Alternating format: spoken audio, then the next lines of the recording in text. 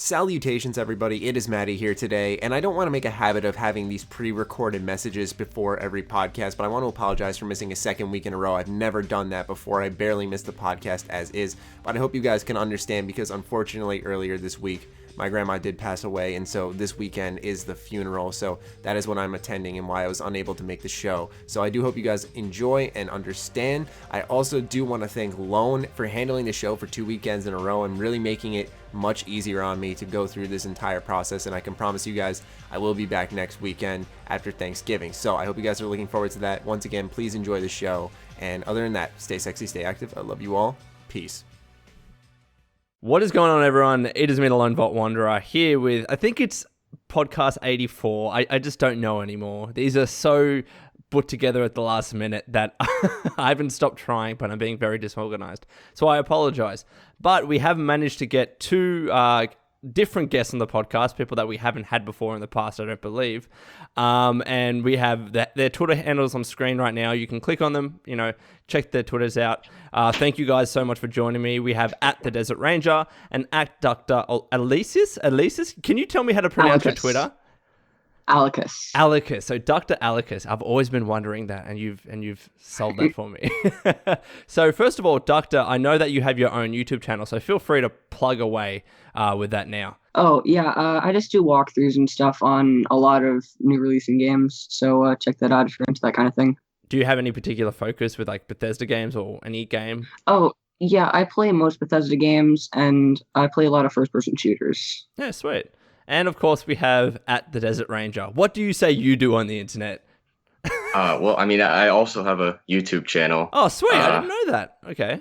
It's focused on Bethesda games such as Fallout and Skyrim and those.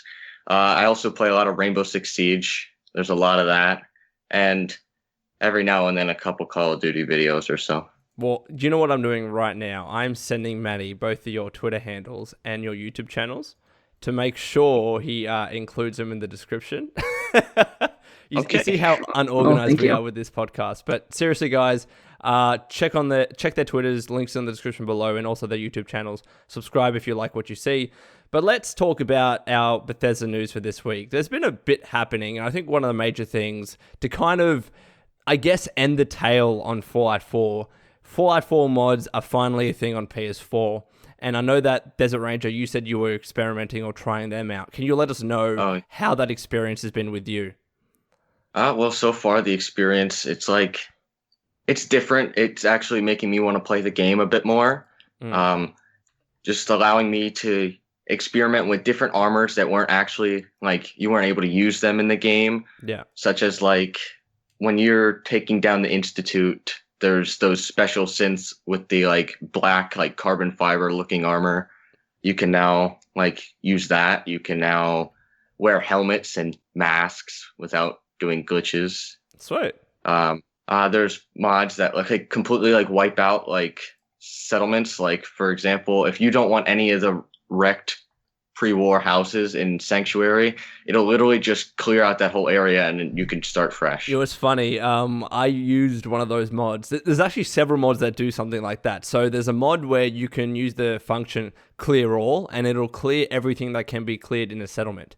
But then there's another mod which you can do that you can actually interact with all so many more items in the world. So whereas with the normal case with Fallout 4, you could this is just me showing the example, but I think you can pick up trees or something, for example. But then there are certain items that you just cannot take and you cannot move and use in your settlement otherwise. There's a mod that actually allows you to pick up everything and to remove everything from your settlement. So if you combine those two together and then use the function scrap all, literally Sanctuary can become just a barren wasteland. It's just completely flat ground. So anyone that's interested in that, it's actually pretty funny when you do it. But continue, Desert Ranger. What other mods that have you been able to use with this new Fallout 4 PS4 mods update? There was a pretty simple mod that most people on PC and Xbox obviously have, but it's the place a workshop anywhere. It's a little buggy because you can't really place it anywhere. It won't function in certain places. So I'm going to use the Coast Guard, not the training center, but there's another spot. I went there and I killed the super mutants and I threw down a grenade that places the workshop, and I was able to actually sit there and build in this place and scrap everything there. Well, not everything, but most of the common stuff. But then, like, let's say I went to Concord and tried to place one out there, it would say that I have to clear out all the enemies to actually use the workshop there. But there's really no way of clearing out all the enemies. So in that do area. you have a PC? Like, have you ever used Fallout 4 mods on PC, or do you just have your PS4? I just have my PS4. So as someone that just has your PS4 and has never, ever obviously used mods previously, whether it's Skyrim, Elder Scrolls, Fallout, whatever, would you say that this is, enjoyable to you? Do you like what's being offered here? Because I know that the mods that are offered are obviously really, really, I guess, not dumbed down, but there's no other phrase I can use. There's not as many mods available on Fallout 4 PS4. I really enjoy it. I mean, it's a whole new, perspective to the world of video games. It's just different. I'm so used to just sitting down and playing a game and just after completing that game on that character, making a new character and starting over again.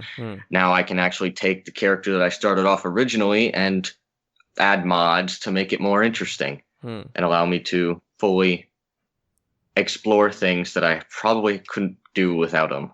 And that's the thing, right? I mean, I know a lot of people were upset that the mods aren't going to be as fully fleshed out on PS4 as they are on Xbox One, let alone PC, but you still have a lot of people that have never used mods before that are still finding, some sort of enjoyment or newer replayability with Fallout 4. So I think that is a positive aspect, even though the mods, again, aren't to the level as they are on Xbox One or PC.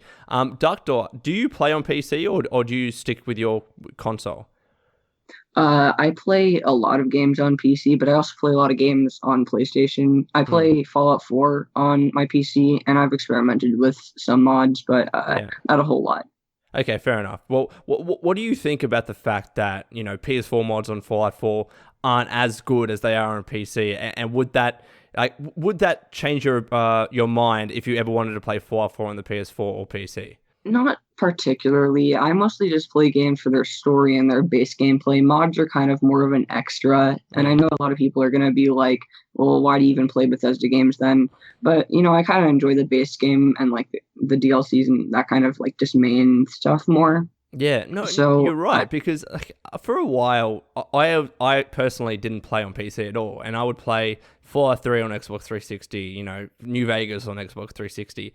There are millions of gamers, literally millions of gamers, that have never experimented or played with mods at all on Bethesda games, and they still love them, and they still sell well. Mods are definitely not the main reason for Bethesda games selling well, because if that was the only reason, then you'd have more people buying them on PC, which that's just not the case. More people actually buy Fallout on consoles previously. Now that consoles have mods, it's a little bit different. It's another thing that I guess people find attractive about Fallout and now Skyrim. But these games can stand alone without mods, and I guess that was the message that I was trying to get across. But in any event, if you are on PS4, enjoy the mods that you do have. If you do want a better experience, either go to an Xbox One or PC. That's really the only way you're going to get it. But to be honest, you're probably better off, if your mods are your main concern, go to PC. It's going to be the better experience. There's so many more mods that you can install, even though Xbox One does let you install a fair few. So let's move on to Dishonored 2. Now, Doctor, I keep stuffing up your name. I'm so sorry about this. You said that you played Dishonored 1, and I've played Dishonored 1 and 2, Dishonored 1 as well, but neither of us has played Dishonored 2 yet. The game has been getting fairly good reviews, but even though it's been having PC issues. So, for example, IGN gave it a 9.3 out of 10, Games Radar 4.5 out of 5, Metro 9 out of 10, Twinfinite 4.5 out of 5. There's Game Informer 9.25 out of 10. That's a really weird score. But this game does seem to be getting good reviews. But I have been having issues. You've been having issues on the PC with it, haven't you? Yes, and right now the Steam reviews for Dishonored 2 sit at 57% positive, which isn't that great.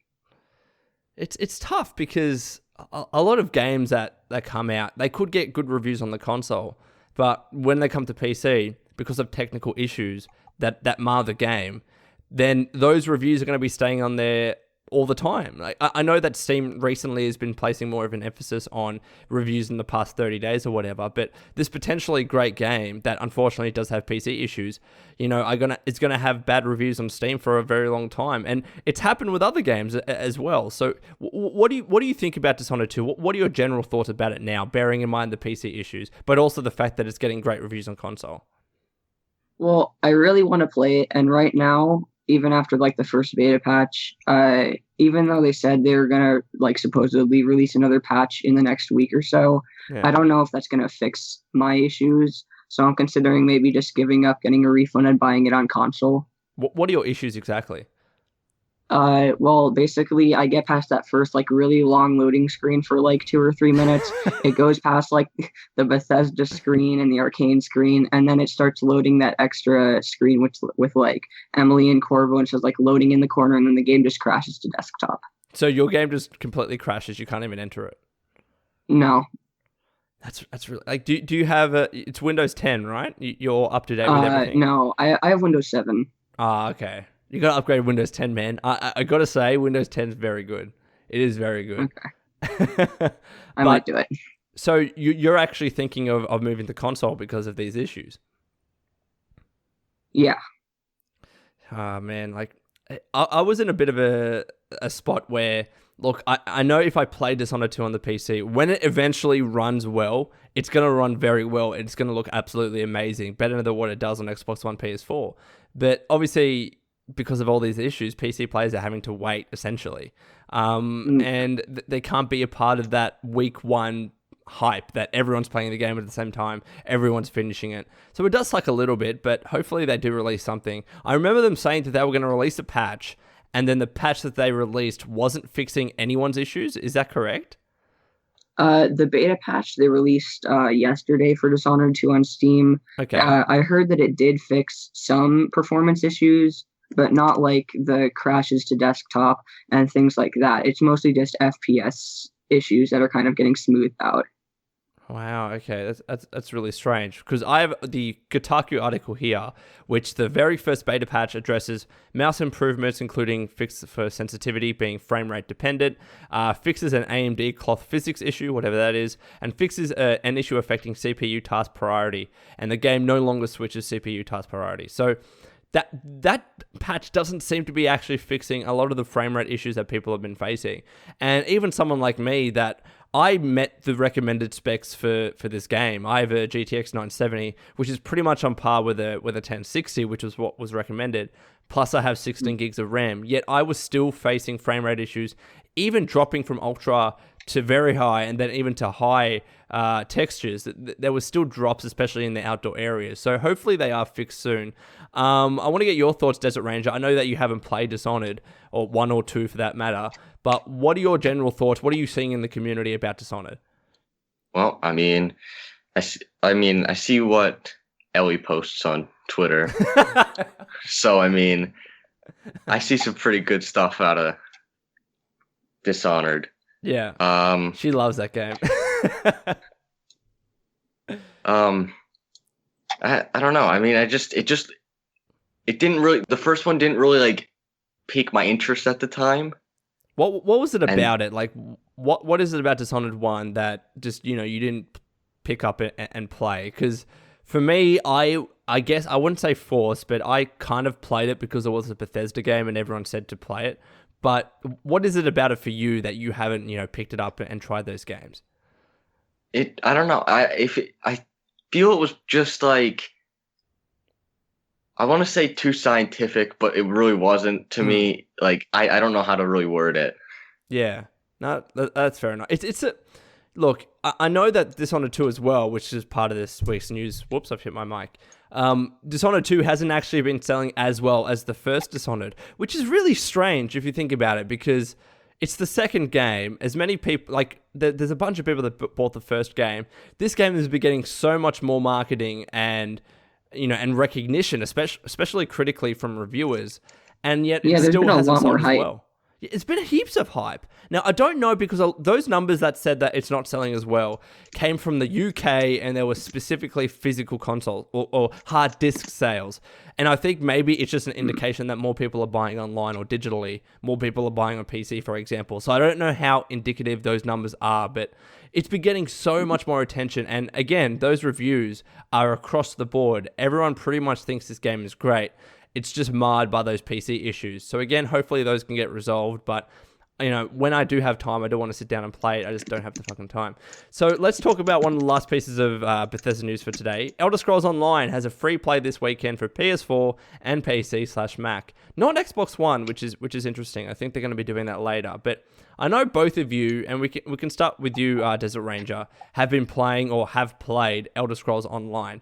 Can you try and convince to a lot of the Elder Scrolls fans out there that, you know, for example, dislike the videos every time they go on Bethesda's channel? What is it about Elder Scrolls Online that is actually good? Like, how is it improved from the initial launch, which I know wasn't that good? Well, obviously there's no, like, subscription. I mean, you could get a subscription so you can, like, go into the Imperial City and so on and have, like, all the DLC for a certain amount of time. Yeah.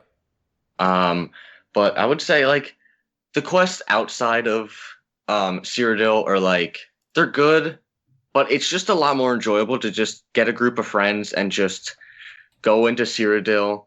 And the term that they use is ganking people, where you just kind of like hide in the shadows and you just sit around, preferably in between two keeps when one's being attacked. Like, let's say the Ebonheart Pact is attacking the Daggerfall Covenant. You just sit in the middle of that.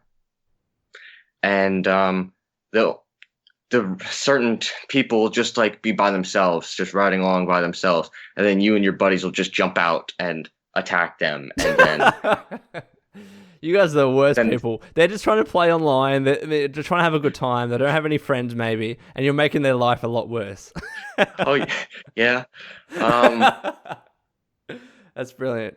But how else has the game improved? I know that there was a big patch, I think it was a couple of months back, where they reduced the level cap or something. They opened the borders. It was like 1 Tamriel or something. Can you explain that to everyone? Really didn't get into it, that part of it.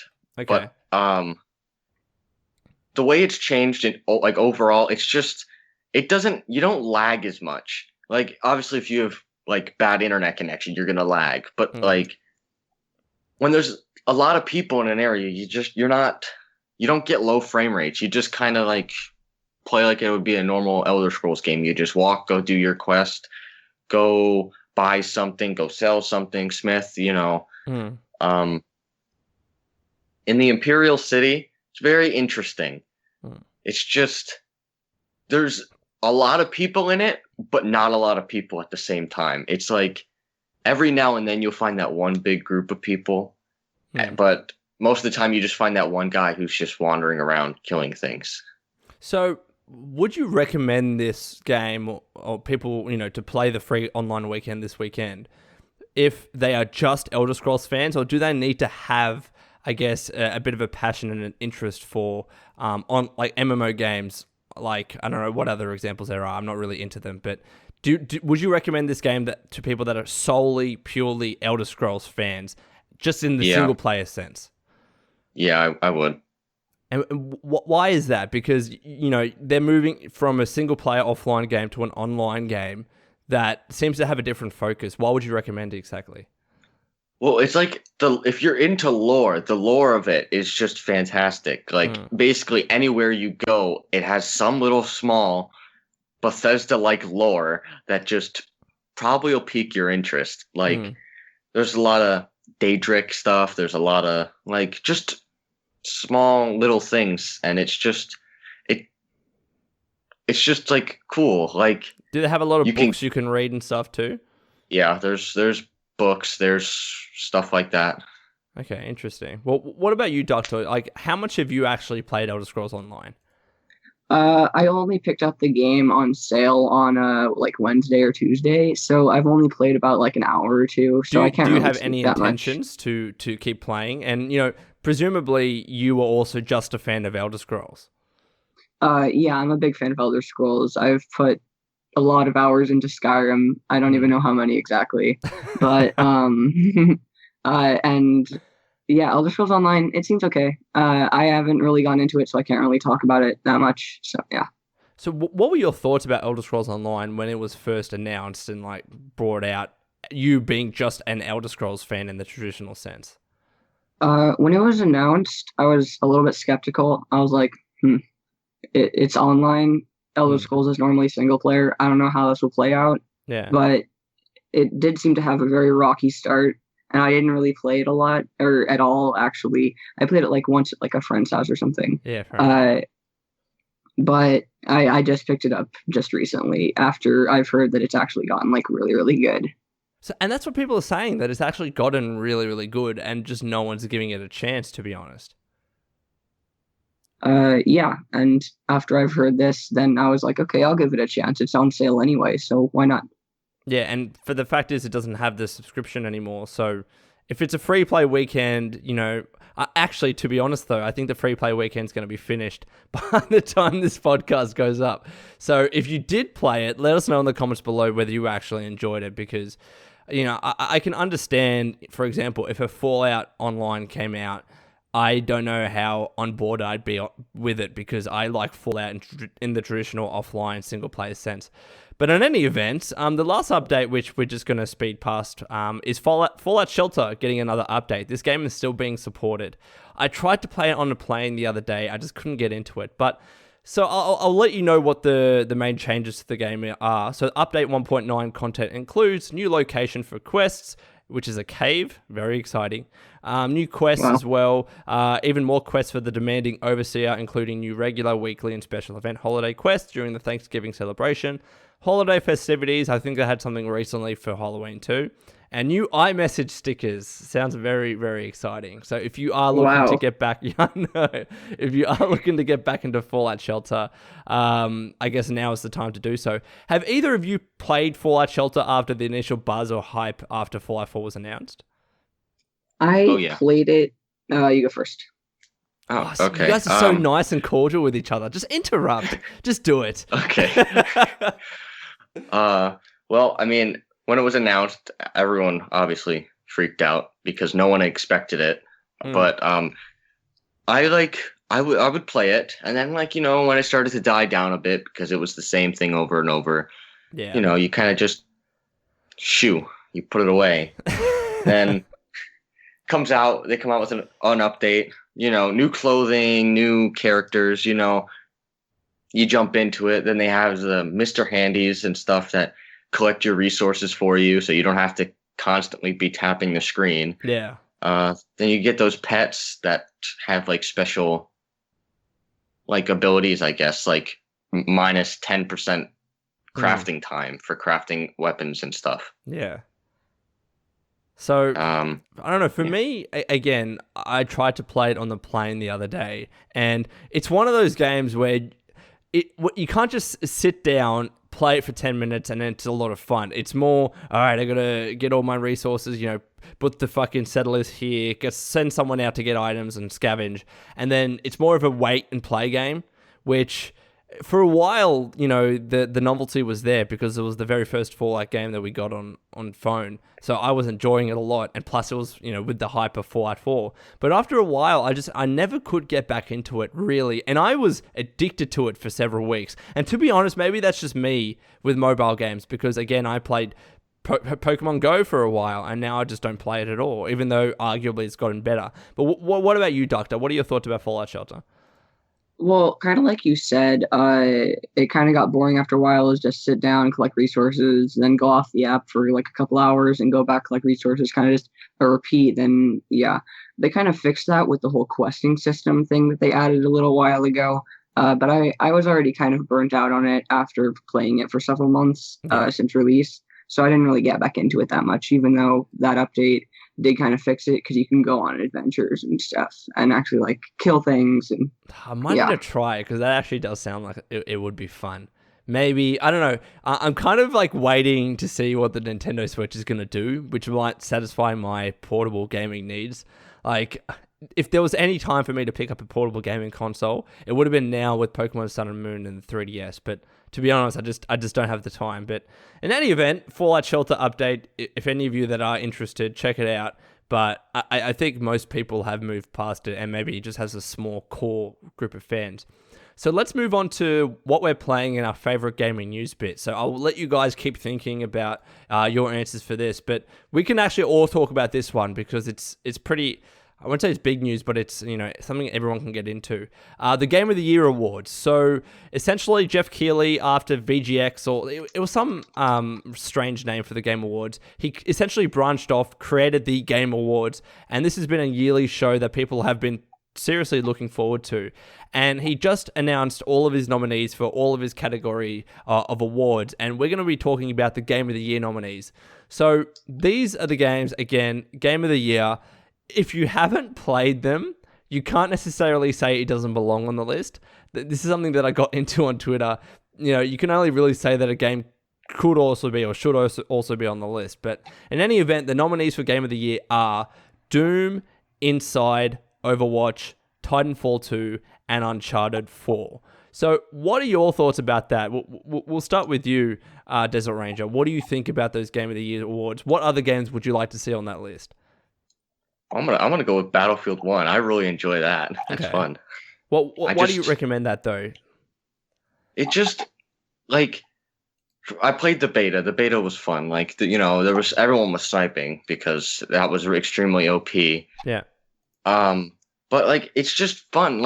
It's fast paced, but not fast paced at the same time. If you really want to sit back and snipe, you can sit back and snipe like every other Battlefield game. How was the main story? I have to ask. Oh my, that was a really good story. I really enjoyed it. How they split it off. There's I want to say 6 different stories where it goes between different characters. It's kind of like what game was it? It was like Modern Warfare 2. So that you could play as one soldier in one area, and there's another person, and you would just constantly chop and change. Not exactly. Okay, so what's it like, Doctor? Well, basically, you have this big map of the world, basically representing World War I, and you just select which kind of campaign you want to play, and there's 5 different ones plus the introduction mission. Oh. I just felt it was a little bit too short, though. That's my main problem with the Battlefield. How long is the main story?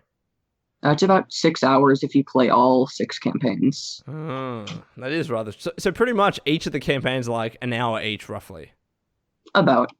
So that's really interesting. So there's no one continuous story, just 6 mini missions. No, but I feel like it was better that way because it kind of represented the whole World War kind of feeling.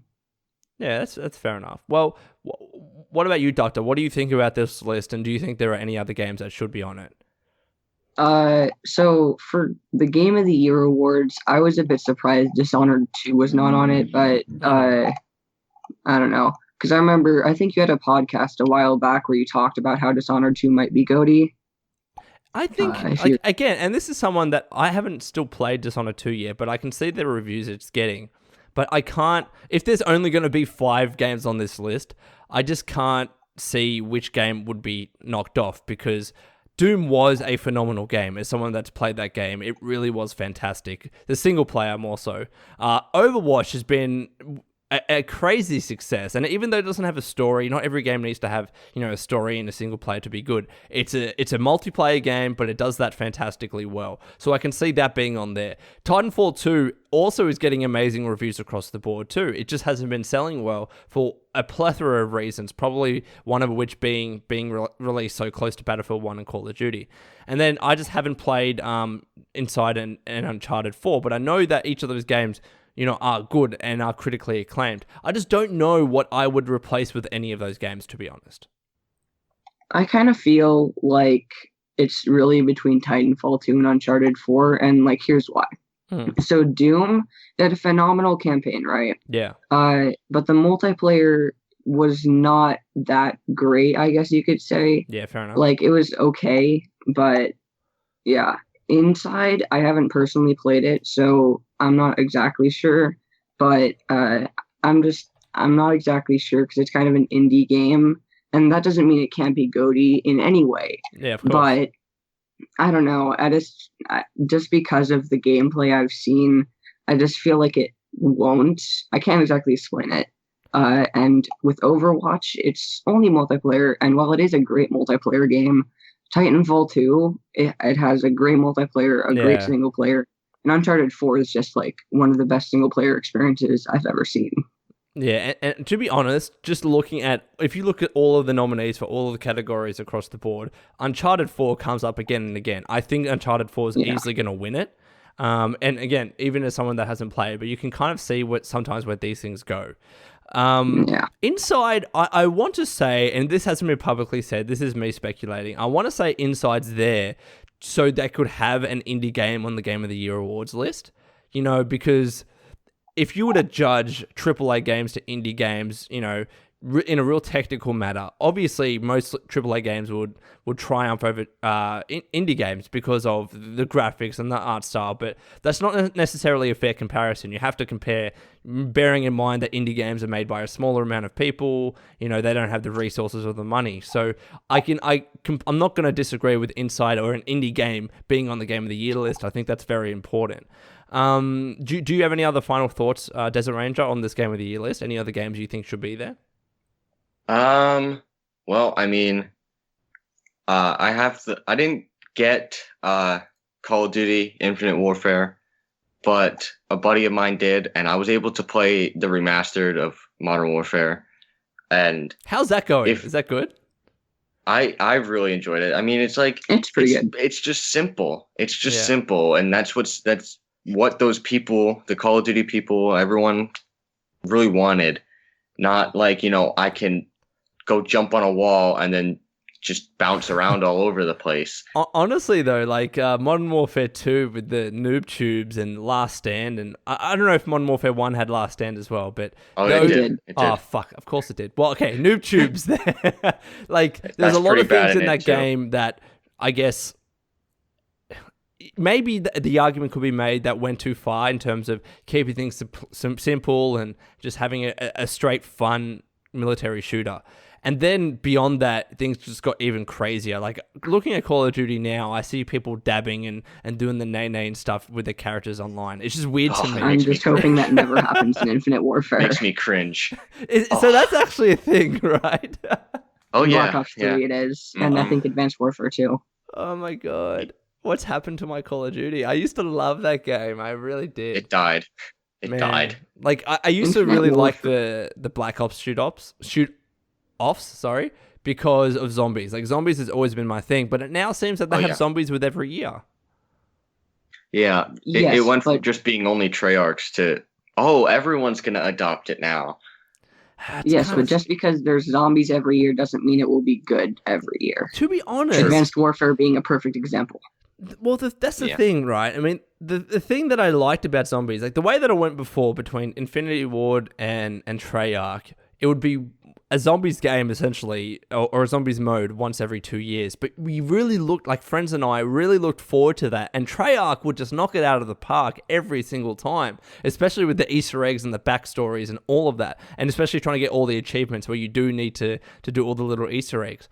And then it kind of seems redundant that it's being released every single year now. Like, every game has a zombies mode. When I think the first game that started to do that was Advanced Warfare, where there was a zombies mode, even though it wasn't Treyarch. But now it's just all the time. Like, I thought that was going to be a one-off to test the waters, but now they're sticking with it, I guess. Well, Infinite Warfare Zombies also isn't that bad, to be honest. Okay. Like, it's not on Treyarch level, but it's up there. It's definitely like a million times better than Advanced Warfare Zombies. Okay. I'm actually really enjoying the Infinite Warfare Zombies. Really? So is it the same formula? You have your unlimited rounds and then a potential Easter egg or backstory, things like that? It's pretty similar. There's Easter eggs. It's like you buy weapons off of places wherever. You have to unlock different areas of the park, obviously, and you just kill zombies. There's a bunch of different Easter eggs, actually, more than I think in Treyarch games. There's the main Easter egg. There was like another pretty big Easter egg, and now there's a third big Easter egg that's being teased by developers. And honestly, like those Easter eggs, I remember the Easter eggs started off, I think it was Black Ops 1? They started off as it was a Black Ops 2. I can't remember. There was Easter eggs in World at War that had. There were, but then there was at one point they really started to tie it in with the achievements, so they became less secretive and less exciting. But I still love them nonetheless, and I realized that it wasn't just because it was an Easter egg and secret, and not many people would find it. When they started to tie it in with the achievements, and everyone was getting them, they were quite obvious what they were online. They were still so much fun because of that backstory with Samantha, I think her name was, and it was just so cool. It was the most exciting thing, completing this mini story while trying to survive these hordes of zombies. It was the most fun I've ever had with my friends online, honestly. Yeah, I can agree with that. So, what about you guys? What have you been playing or your favorite gaming news? We can start with you, Doctor. Recently, I've just been playing Infinite Warfare and Modern Warfare Remastered, just because that's what just came out, and I bought that a little while ago. And since I can't play Dishonored 2 yet, I've just been playing that because I don't really have anything else. And then, obviously, I just started playing Elder Scrolls Online. Okay, I have to ask, how's the main campaign for Infinite Warfare? I just finished it yesterday or maybe the day before. It's actually really good. It's like the best Call of Duty campaign in years since like Really? Black Ops 2. Holy shit. Now, Black Ops had very good campaigns. Like, yeah. the numbers, Mason, like that phrase is so popular for a reason. Like, it was actually, I think, one of the first, or not one of the first, but one of the really, really good single-player campaign games. It's good to know that they still have that focus on single-player, and they're not just saying, all right, we're just going to focus on multiplayer, and that's it. That's a really good thing to know. And except it kind of felt like that for Black Ops 3. So how was Black Ops 3 in that regard? Was the single-player good? Kind of, a little bit, not exactly. But it's Treyarch. Treyarch usually does a good job with it.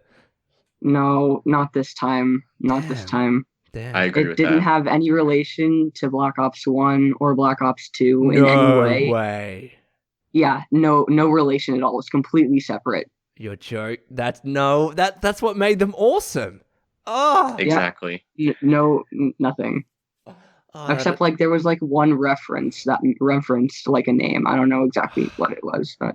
Desert Ranger, you seem to have some thoughts on Black Ops 3 as well. What are they? Oh, every Call of Duty, I would always start off with the campaign first. I'd always play the campaign first. And then as soon as I get Black Ops 3, it's just like, I played like the first mission. I'm like, what is this?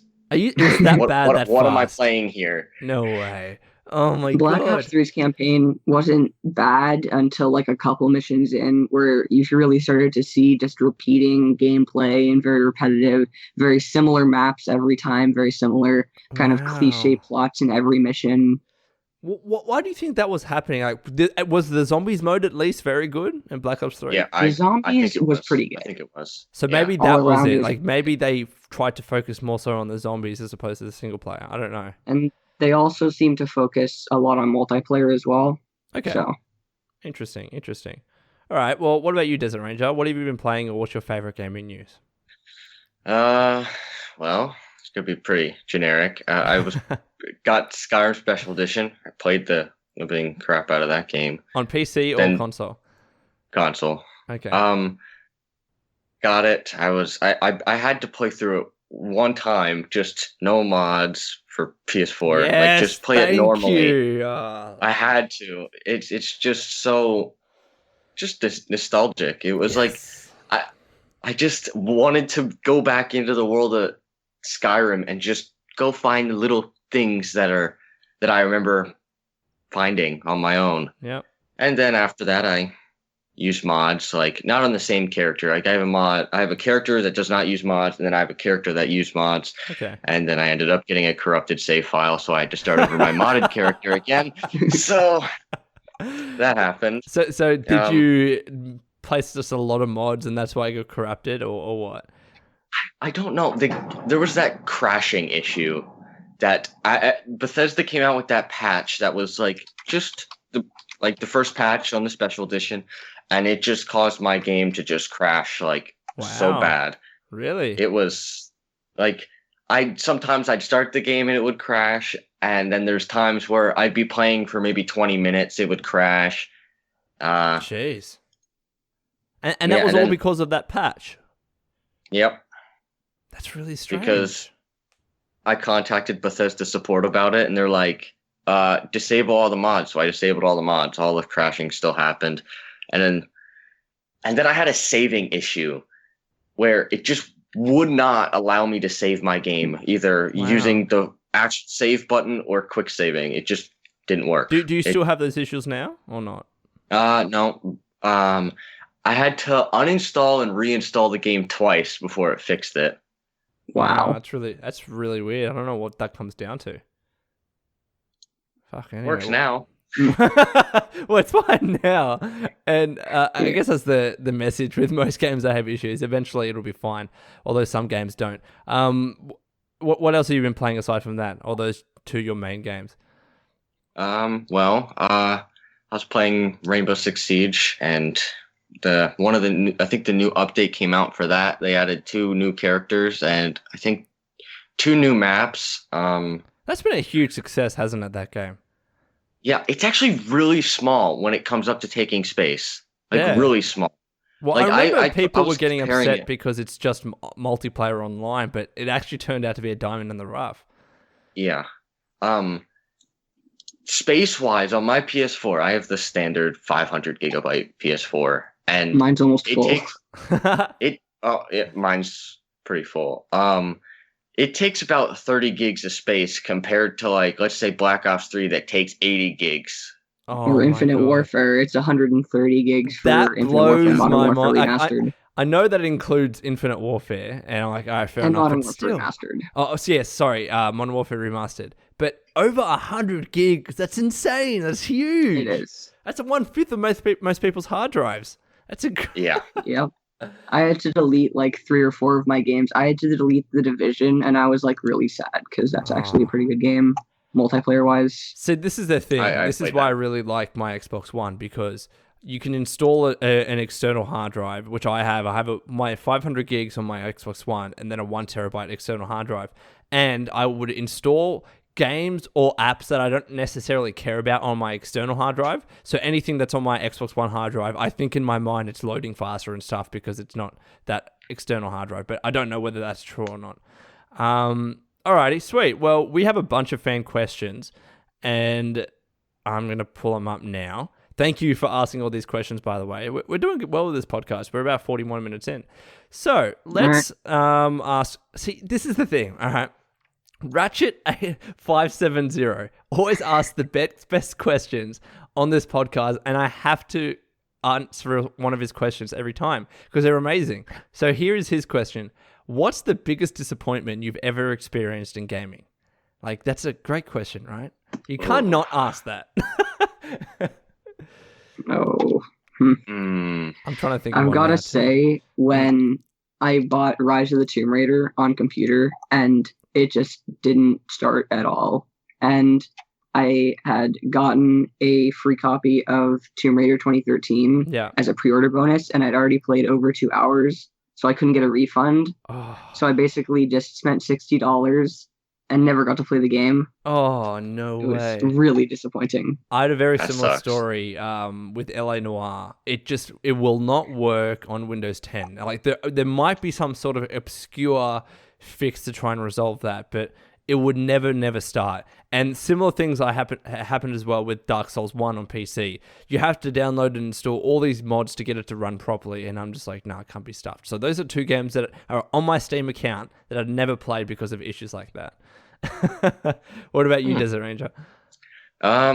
Biggest gaming disappointment. I'm gonna just choose a game in general. I'm gonna say Just Cause 3. After playing it, it was awesome, blowing stuff up, making a helicopter fly into each other, but just doing the little stupid simple things. But the story was just bleh. Yeah, it was. The Just Cause stories were actually good. Yeah, that's what I wanted to ask. Like, is Just Cause usually known for good stories? I'm not sure. I haven't really played Just Cause 1 or 2 that much. But I can say that the DLCs for Just Cause 3 actually have a really good story. Well, not really, really good, but definitely better than the main story. Yeah. Interesting. All right. Well, That was a really good question. Like, Ratchet, you keep answering questions like that, eventually you're going to get, or asking questions like that, you're going to get on the podcast eventually. So there's been two people. Sometimes. Sorry, no, sorry. Go on. No, but there's sometimes where you or Maddie will post like ask questions or whatever for the podcast, and I'll just sit there and I'll just be thinking, and I'm like, I can't think of anything, and then I start reading some of them. I'm like, okay, that's a really good question. Let's see. There are two people that have asked about the Game of the Year awards nominations, which we've already answered essentially. So that was Leonidas and George Pissarra. So we apologize that we can't answer your questions again. At WelshGooner95 asks, good question. What's the game that you're most looking forward to in 2017? Great question. Ooh. And Lone's just going to Google search games releasing in 2017. Me too. Ones I can think of off the top of my head, Prey seems all right. Yeah. All right. Seems okay. And I knew there was one other, but I can't remember it for the life of me. I know that there's something that I'm really looking forward to that... Or System Shock is coming out next year. I'm definitely looking forward to System Shock. What else is there? Destiny 2. I'm looking forward to that. Is that coming out next year? Supposedly. According to Activision, they are on schedule to release it in 2017, and I'm very excited. And yeah, I might tried be to get excited. into Destiny 1, but it just never happened. Yeah. And I might be excited for the new Call of Duty if it's not futuristic. Maybe they'll look at Battlefield 1 and say, all right, now we can go back to old-timey war, and it'll be good. Yeah. What about you, Desert Ranger? Either way. I'm going to go with a Ubisoft game and say For Honor. Oh, apparently that's very good. I've played it. It's actually a lot of fun. Oh, yeah. I've gotten very pissed at it while playing, I think it was the alpha, and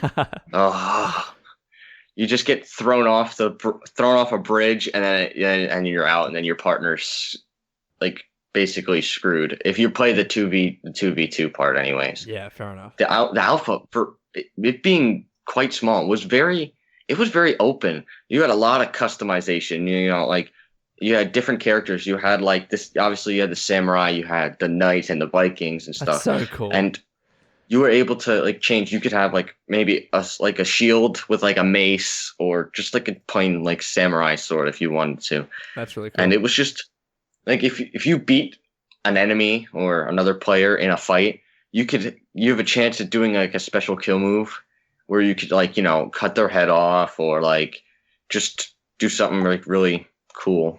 Okay, interesting. Well, I thought of a better answer for me anyways, and it's unfortunate that apparently it's going to be delayed, but I'm really looking forward to the Nintendo Switch because I want to play, I've played Breath of the Wild, but I really want to just play the entire game and get back into Zelda because that game looks absolutely amazing. It's kind of like if Skyrim met Legend of Zelda. It's just incredible. And it's looking to be like a really, really good game, and I cannot wait for it, to be honest.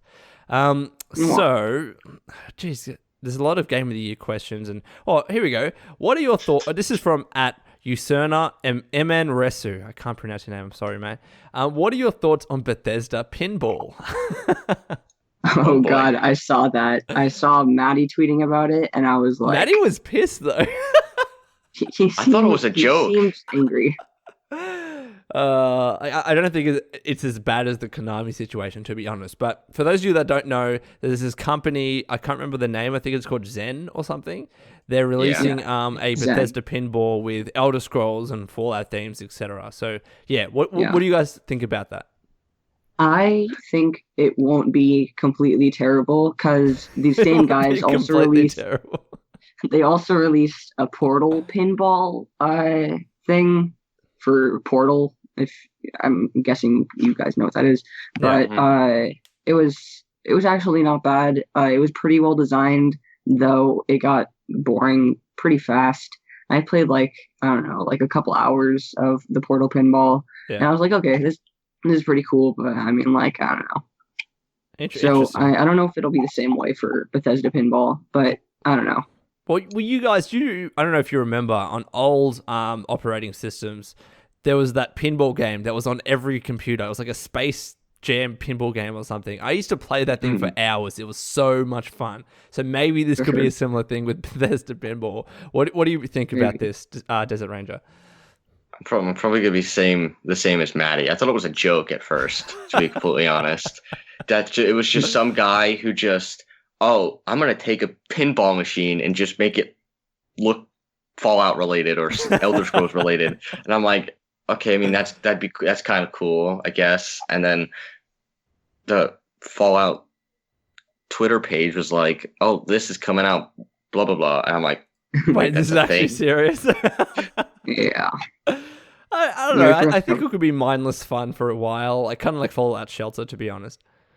Yeah. Anyways, I'm trying to think find some other questions, but they're all very similar things that we've just talked about. Someone asked, who'd you vote for in the election? I'm Australian, so I didn't vote for anyone. I don't know if you guys want to talk about that. I am not 18. I'm not 18 either. Well, there you go. So no one here voted for anyone in the election. We took a stand against it. Here's a good question. @Sined Sirens asks, which has better companions in your opinion, Skyrim or Fallout 4? Fallout 4. I'm going to say Fallout 4 too. All right. Why do you guys say that?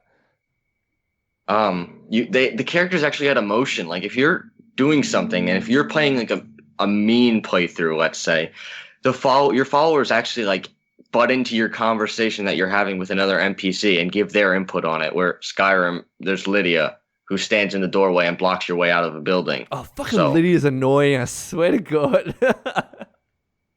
Kind of like Dogmeat a little bit. Yeah.